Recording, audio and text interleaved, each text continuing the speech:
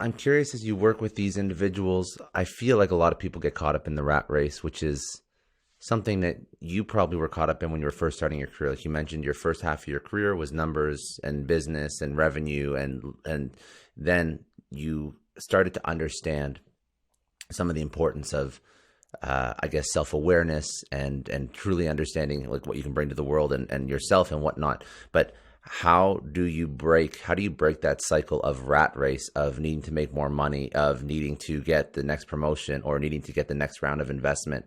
How do you Yeah. break that psychological cycle? Because that's how we're all wired now, and everything just reinforces that.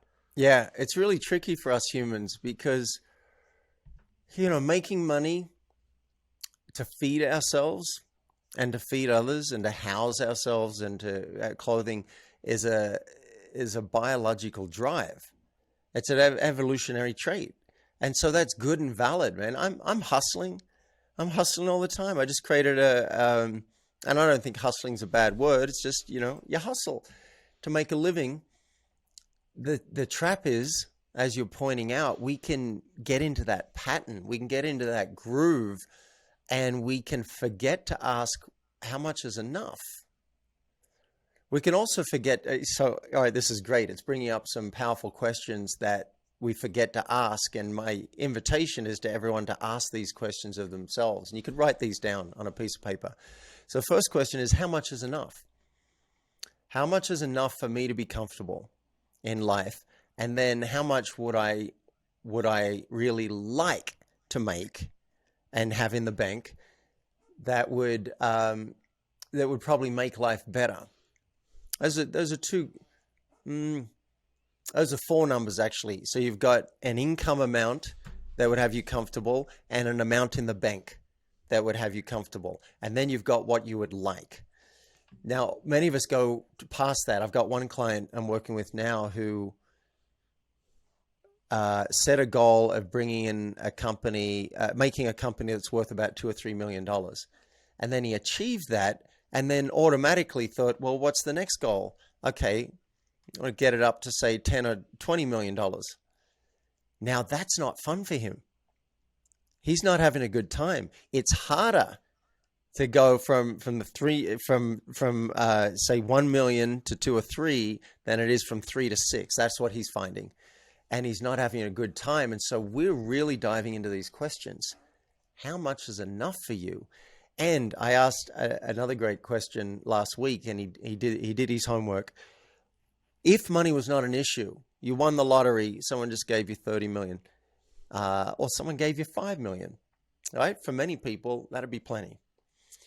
If money wasn't an issue, what would you do? And he really had to dig deep, and things came out like he'd love to be on the beach more, just taking walks on the beach, swimming in the ocean, more time with family, playing tennis, loves to train, loves to be learning something, also loves to be building. So he might still be in business, even if money wasn't an issue. So it'd be really good, I think, for all of us to work out our core values. 3 of his core values were passion, creativity, and love. And so we're looking now at how he can create more of that in his life. And to your question of like, how do you bump out of the rat race? Well, you ask yourself questions like this, and even better, have someone else ask you questions like this, because it's hard to do it for ourselves. You can't read the label from inside the jar. Sometimes you just need someone else. I'm about to hire a nutritional coach because I can do a lot of it on my own, but I won't do a lot of it on my own. And she's going to spot things that I wouldn't spot. And even in our first session, as we're talking, my brain started coming up with new things. She didn't. My brain came up with it, but because I was in a coaching session and I started writing down all the things that I knew I should be doing, but I was sliding on. And so just out of that one session, I went and joined a gym and committed to 3 squash games a week. I committed to being in bed by 11 instead of 12:30, stopping television by 10. I booked a singing lesson, and now I'm taking singing lessons. So all sorts of things can come out of someone else saying, how could life be better? What would that look like, and digging into it with you? And maybe it's a friend, if a friend's willing to show up once a week for you. Sometimes it's hard to get friends to do that. Maybe it's a therapist, maybe it's a mastermind, maybe it's a men's group, maybe it's a women's group.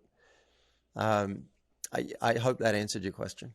It does. And so it's getting somebody to sort of just take they can be invested in you, but invested in you in a way that they don't see things through your lens.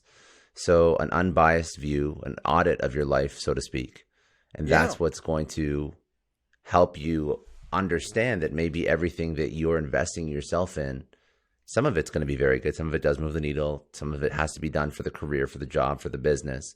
But we've got blinders on. Yeah. We've got blinders, and that's fine, right? We're creatures of habit. We're living in our own personal matrix.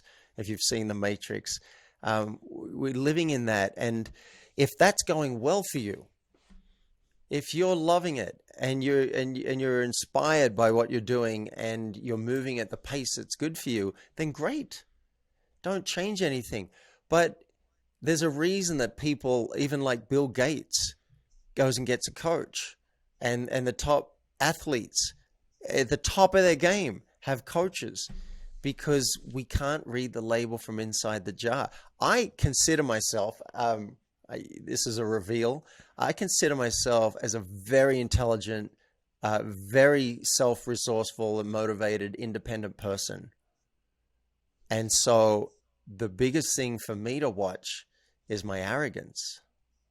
I often assume I'm the smartest person in the room, and in many rooms that's probably going to be true.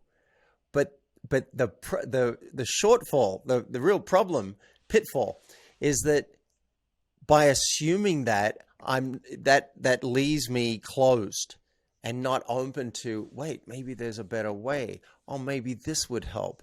I just got coaching on the promotion that I'm doing right now, and something obvious that I should have spotted was pointed out, and like, oh, okay, that's really good. And then there were 4 other things that I hadn't thought of. So yeah, outside input can be absolute gold. One, because in that space, just someone else being in front of you, asking these questions, more things are going to come out of your brain than would have come out before. And then there's the accountability factor. When you know you got to show up once a week, and you got to say if you did what you said you were going to do, it's embarrassing.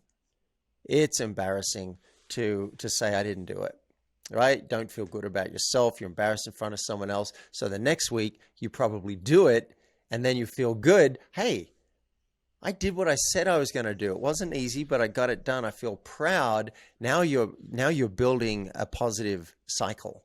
And if you keep doing that, you get in the habit of, oh wait, when I do what I say I'm going to do, it feels powerful. It feels good. And look, I just got these results. So I'm a big fan of building positive reinforcing cycles. Unfortunately, we get into some very unproductive habits and cycles. And it's all about, let's just change them.